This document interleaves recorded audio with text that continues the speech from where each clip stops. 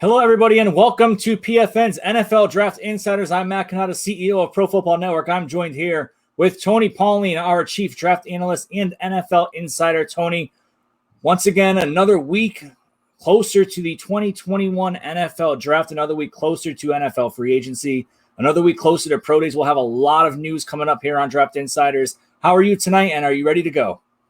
I am. I'm also ready for another snowstorm here in the Northeast. I guess we dodged one here that went a little bit south of us. I talked to a couple of people in Texas today who have no electric because the power grid shut down. And a lot of people, a lot of guys out there, a lot of draft prospects out in the state of Texas who are training for what are hopefully pro day workouts. So it's been an interesting winter on top of all the COVID, all the snow, and all this crazy weather. Of course, our thoughts are with everyone down in Texas as they deal with this brutal storm they're experiencing. And you're right, I'm in Connecticut, and you're up here in the Northeast as well. And we are getting ready for almost a foot of snow tomorrow. So we'll see how that all shakes out. Who knows how accurate the weathermen are going to be. Who knows how accurate the mock draft analysts are going to be as well, Tony. I mean, let's talk about Justin Fields here. Before the season started, people were saying Justin Fields is the number 2 quarterback in the NFL draft. Not everybody, but a lot of people. And then we saw Zach Wilson starting to play, and everyone started to shift their opinions there on Zach Wilson a little bit and said, okay, maybe he could be QB2. And then it started going on some more and more and more. And then we're like, okay, Zach Wilson is QB2. And then the reports coming out earlier today, actually, that some teams prefer Zach Wilson over Trevor Lawrence, which is figure out what that means. That's probably coming from the teams in the top 5 who want people to trade up with them so they can get Zach Wilson or whatnot. But the focus continues to be on Justin Fields. And part of that focus is he's falling down some of the draft boards in terms of the media talk, in terms of what we're hearing around league circles. What are you hearing, Tony, on the latest on Justin Fields, his NFL draft stock, and is it really falling? Yeah, well, let's go back a little bit. I mean, there were people at some point in time wondering, can Justin Fields close the gap to Trevor Lawrence? I've stated all along that's not going to happen. I also don't believe there's any team out there that has Zach Wilson graded ahead of Trevor Lawrence, just for the record. I have been told by a few people that they feel they're seeing Justin Fields fall down some draft boards.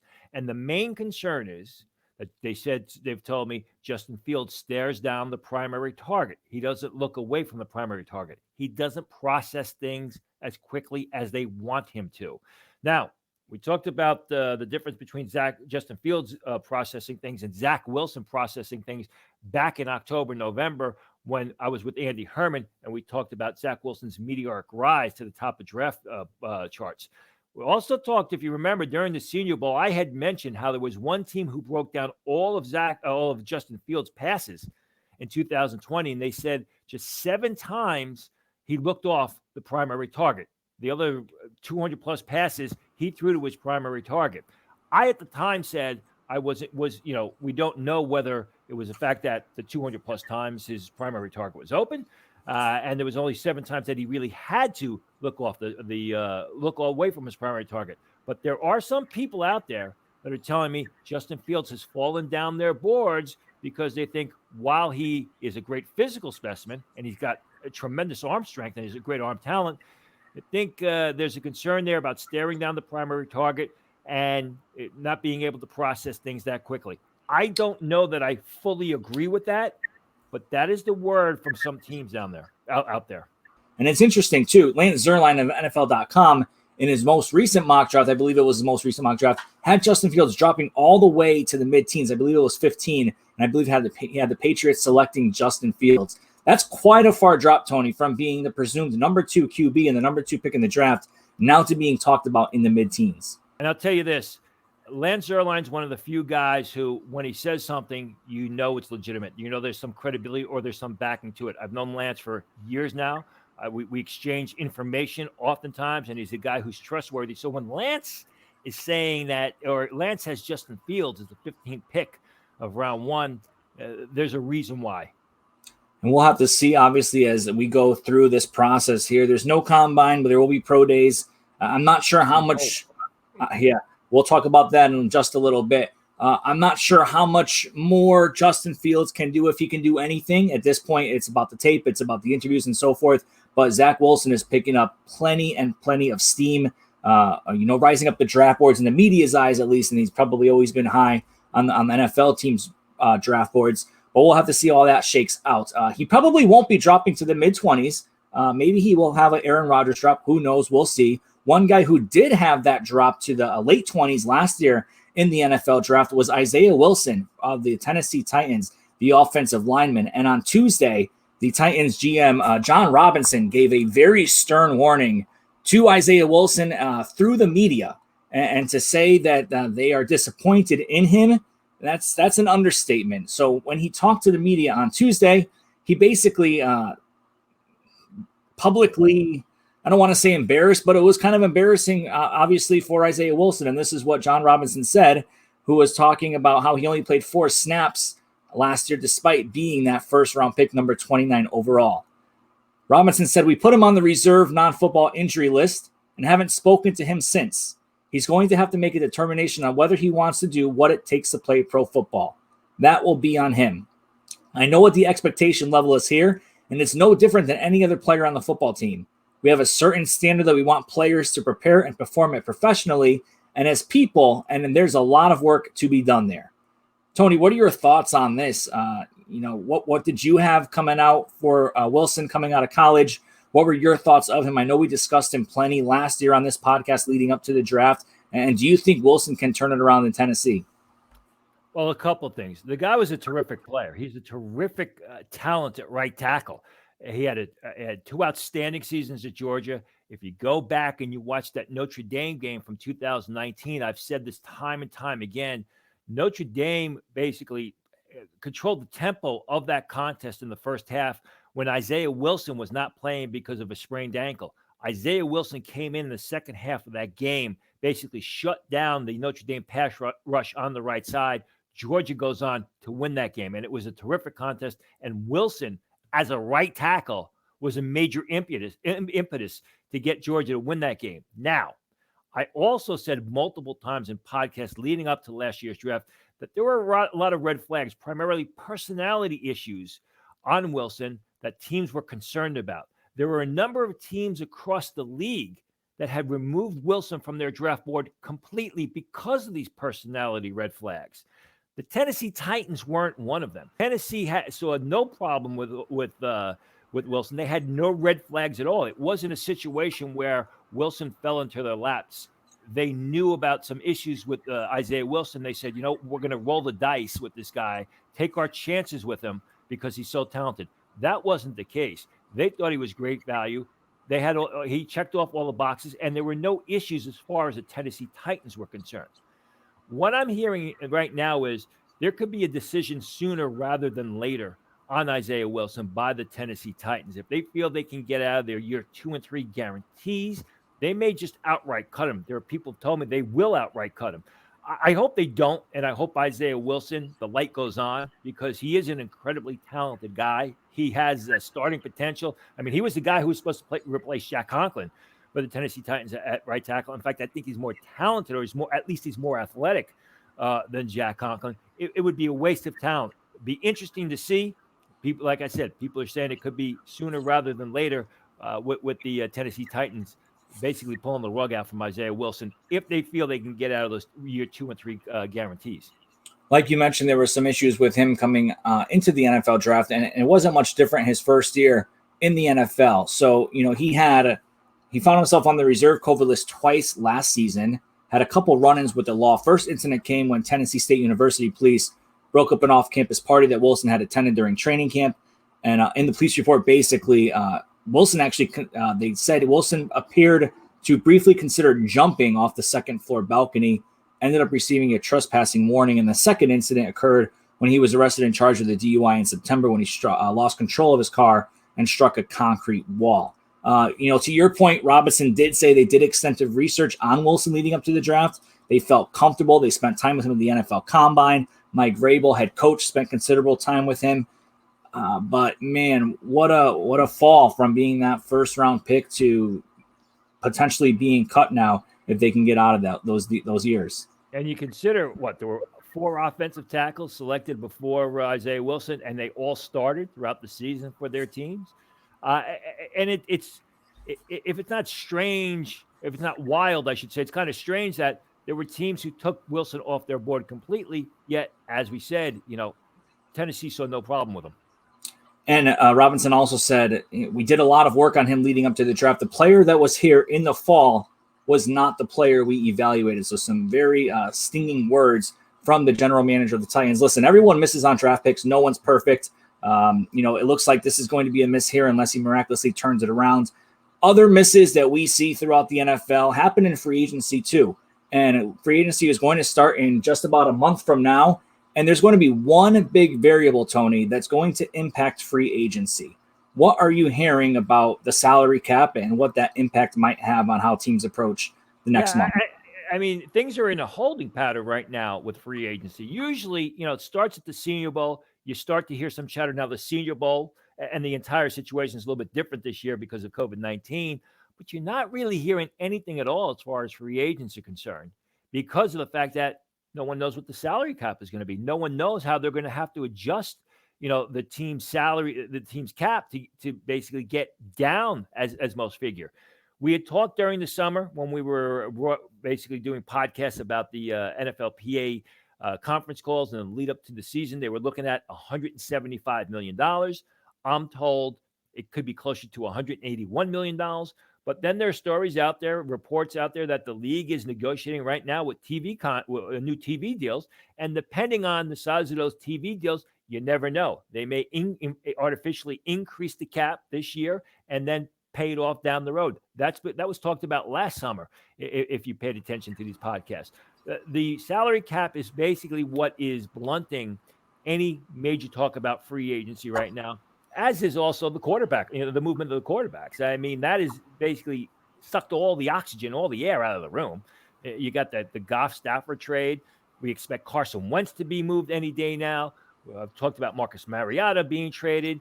Jets still have a decision to make on Sam Darnold. And, oh, yeah, by the way, the Deshaun Watson watch has been on for a couple of weeks now. So free agency, the big variable there is the salary cap and the unknown about the salary cap.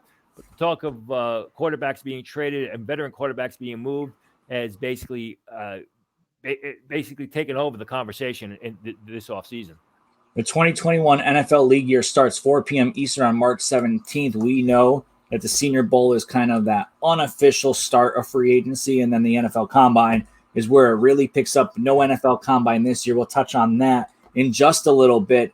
But, like you said last year at this time, GMs were ready. Salary cap experts were ready to go. They still had no idea what that cap was going to be. And then it was announced a few days before free agency began, and they had to scramble and make some moves. And it impacted some moves, too. I think we saw with, I forget who, but it was with the Jets, the Patriots, Joe Thuney, maybe I think it was, and some other guys where they had to make some quick decisions, and some decisions came out of the blue that many people were not expecting because of that salary cap ramifications. Yeah, I mean, even before the Combine started last year, I had reported on Pro Football Network that Phillip Rivers to the Indianapolis Colts was basically a done deal. And sure enough, that happened. I'm not hearing anything like that, anything remotely close to that this year. And it's because teams don't know what they're going to have to spend, what they will have to spend or have to cut to get under the cap. Be interesting to see how that plays out. Of course, you have teams like the Saints and the Steelers who are a little strapped against the cap. Other teams have a lot to spend, and so they'll have some more clarity on that, hopefully, in the coming weeks. Let's turn our attention to pro days, Tony. Trevor Lawrence had his pro day the other day. The Jacksonville Jaguars basically sent an entire photo shoot there to document that. There's no surprise there. He is going number 1 overall. You could put him on the team now and no one would complain one bit. But, we had talked about here, you had talked about here on Draft Insiders, had reported on ProFootballNetwork.com in your mailbags and in your articles and in your Senior Bowl rumors and such, that workout facilities would be holding pro days in the coming months. And, of course, also team facilities. And so it was spoken about here. It was later confirmed by ESPN.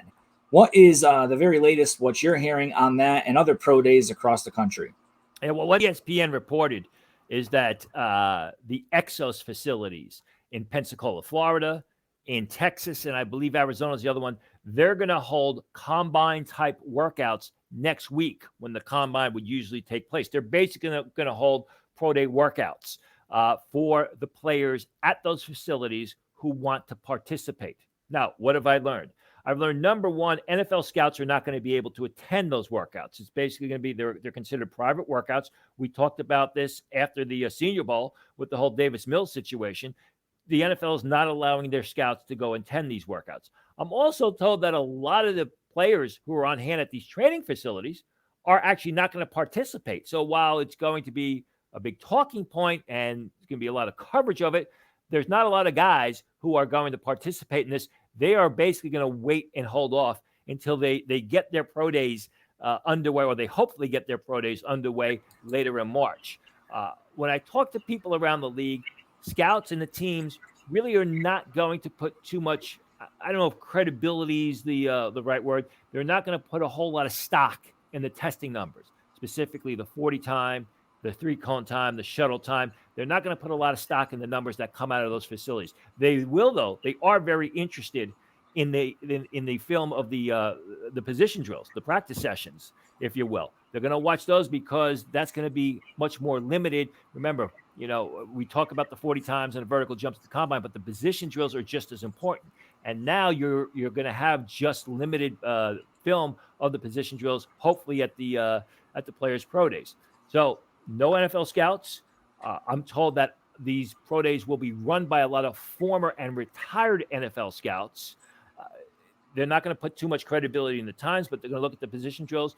The ESPN article mentioned the Exos facilities, but there are a lot of facilities around the nation that I've talked to, especially in California, that are going to hold similar type of combine workouts for the players that are working out there, that are training there in the next couple of weeks. So when we look at the pro days, right, those usually take place after the NFL scouting combine. Yeah. And it's just going to be, it's going to be in a very funky state this year. Last year, they were all canceled. This year, they're going to be holding them. There's going to be some uneven playing fields, as you've discussed here on the Draft Insiders podcast. The combine itself, right, and the pro days will also help with this, but the combine itself was really there to get a real good up-close look. One-on-one interviews with these players, some measurements, some weigh-ins, but really also the medicals, right? And so while the NFL is working with the schools to encourage consistency in testing and drills across pro days to kind of replicate that, also have access to video, whether or not that club is at that particular workout, rules about timing and testing of players and club personnel attendance, that's going to be further clarified by the NFL in the coming days and weeks. But really, again, it comes back to the medicals. And so the NFL sent a memorandum around to the chief executives, club presidents, GMs, head coaches, and medical staffs for all the teams. And part of the paragraph said this: with the assistance of a working group of club physicians and athletic trainers, we are developing a plan to obtain comprehensive medical information on each of the invited prospects. This plan will likely involve a combination of virtual interviews by club medical staffs and testing done at labs and medical facilities near the invited prospects' residence. For a certain number of prospects, an in-person examination will take place at one or more designated locations, likely in early April. Each club will be permitted to send one physician and one athletic trainer to conduct these in-person exams, which will likely be scheduled over a 2 or 3 day period. Tony, how is that all going to play out? How is that going to affect the draft process? It's not going to be like it normally would. What are your thoughts on this? What are you hearing? Anything that you can add to what that memorandum said? Well, forget about my thoughts, but this is what I'm hearing. Number one, teams are very concerned that they may not get the medical information that they want or need on specific players. That said, I'm told that right now the dates of April 8th, April 9th, and April 10th are being bandied about as the dates when these medicals will take place. And as you kind of alluded to in that medical, they're going to be regionalized. So what will happen is you may have medicals taking place in Florida and North Carolina and someplace in the Northeast and maybe Alabama and Texas and through the Midwest and up and down the West Coast. So they're going to have these medicals that are going to be regionalized. And the plan is to get every player that was invited to the combine to one of these regionalized medicals where they can do a combine-like medical exam. Because again, and I've said this time and time again, when it comes to the combine, people talk about the 40 times and the vertical jumps and this and that. The medicals are the most important. The medical can make a player who had a great workout drop faster than a rock, faster than an anvil thrown out of a window. So the plan is April 8th, 9th, and 10th. Those are the rumored dates right now when the regionalized medicals will be taking place for the players who were invited to the NFL Combine. There has been a plenty of players over the years who have had conditions diagnosed at these medical checkups. Let's look at 2019, Montez Sweat. They believe that he had a heart condition there and he dropped, right? And he was supposed to be a first round pick. And I believe he ended up dropping to the second round. No, he was supposed to be a potential top 15 pick, top 12 pick. I think he was like 23rd to the Washington Redskins. Sione Pua is a better example. I mean, there was a guy who was graded as one of the top seniors in the nation, regardless of position. People thought that he was a top 5 pick. He came up with what they thought was a medical condition. And they said in the end, it was basically due to the flu, but Pua dropped out of the top 10 altogether. And he was initially considered a top 5 or 6 pick. The situation with Montez Sweat was a pre-existing condition, a pre-existing heart condition. And, sometimes those will scare away teams. Listen, I go back. A few people may remember the name of Eric Heightman. Eric Heightman this had to be 2001, 2002, I'll say. Eric Heightman was a very talented offensive lineman coming out of Stanford. He was projected to be a second-round pick.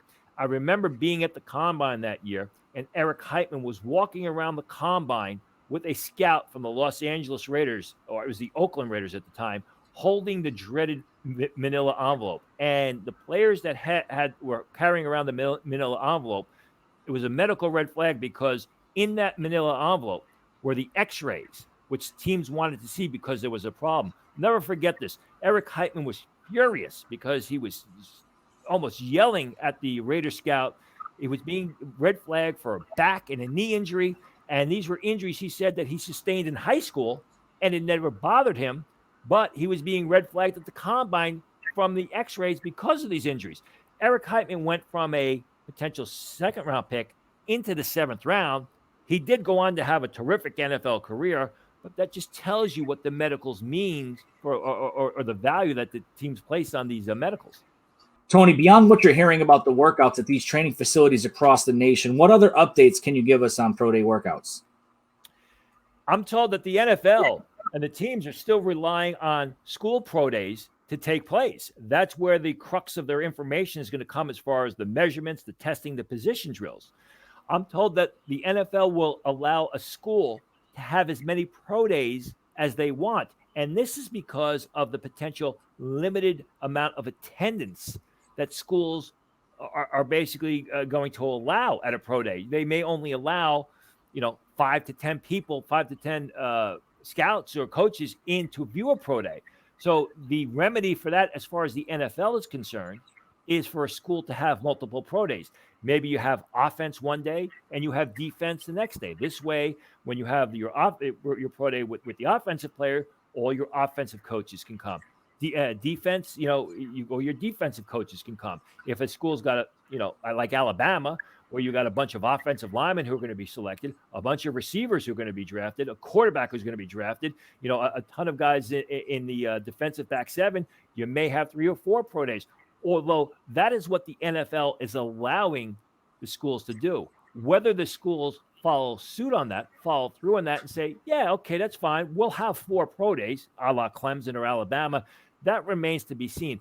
I'm still hearing that the pro days from the Pac-12 schools on the West Coast are still very iffy. I've talked with somebody about that today, and they're still saying that, it's still kind of up in the air when it comes to Stanford and Washington and many of those Pac-12 schools. So the plan for the NFL is that a school can have as many pro days as they want to accommodate as many people from the NFL teams that need to be at the pro days. But I don't know that the schools are going to follow suit with that. That's going to be tough. That's going to be tough for some seniors too, who opted out for the 2021 season, for 2020-21 season. He's not on the Pac-12, but a guy like Gregory Rousseau, not on the Pac-12, but a guy like Jamar Chase. And there's others across the nation, right? These pro days, these medicals are going to be extremely important for these guys as they get their name back in the conversation within the media circles, within, front offices, and making sure that people did not forget about them, right? And so what effect is it going to have, any effect on these seniors who ended up opting out of the draft? And guys who played this season, are they going to have a leg up on those guys who opted out? Well, the guys who opted out, remember, the basis for them opting out was to prepare for the draft. So obviously, if some of these guys, especially Pac-12 schools, Joe Tryon of Washington, some of the other guys, not so much Penny Sewell, but some of the other guys in the Pac-12 who opted out and didn't play in the 2020 season to prepare for the 2021 draft, don't have their day in the sun as far as workouts are concerned, it's really going to hurt them. What I am hearing is there are so many seniors who decided to take the NCAA up on the year of extra eligibility, and they're going to be returning to play in 2021 on the college field for basically what is their second senior season.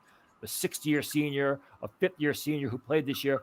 What I'm hearing is going to happen is you could potentially see a lot of guys, a lot of players who are projected as fifth or sixth round picks go in the fourth round, or guys who are projected as seventh round picks go in the fifth or sixth round, only because the talent pool hasn't dried up, but it's really been diminished by so many players going back and playing in next year of college football. Conversely, what they're talking about now, looking towards the 2022 draft, is that it's going to be a rich pool and there's going to be an abundant amount of players. So in 2022, you could potentially have guys that are given grades as mid-round picks fall out of the draft completely because so many seniors have gone back. And if we assume they play as well as they did in 2020 or even better next season, their draft grades are going to be elevated. So really what we're looking at is, because of that NC2A extra year of eligibility granted to all players, you're seeing sort of a diminished pool of talent from the senior class in 2021, which could enhance stock of ordinary players. And in 2022, there's just going to be so many expected players or guys that are expected to have draftable grades. You're going to see a bunch of players fall out. Speaking of seniors, Tony, flipping now to the FCS season, it starts February 19th this coming weekend. How are schools in this conference handling those seniors? How are the seniors handling themselves? And how is that all going to play out over the next several weeks? Yeah, the interesting thing is, if you look at some of these 1AA schedules, some of them go through April. I mean, some of them basically are playing draft weekend. And what I'm told is the player's going to be able to decide after the season whether or not he wants to return. So you could potentially have a situation where a player from Grambling or a player from Sam Houston State is selected in the 7th round, and then that player could actually decide that they want to go back to school and play another year in 2021. The players don't have to decide. That they're being given a date of March 1st. That's what I've been told. That's when the NCAA would like to know if they want to return, but they don't have to make the final decision there. I'm told that NFL teams can interview these guys. They can do the Zoom interviews. They can get information on them and decide if they want to draft them. But just because you're drafted doesn't mean you have to play in the NFL next year. You could potentially go back for another year if you're playing for a team in the CAA or the SWAC or another conference like that.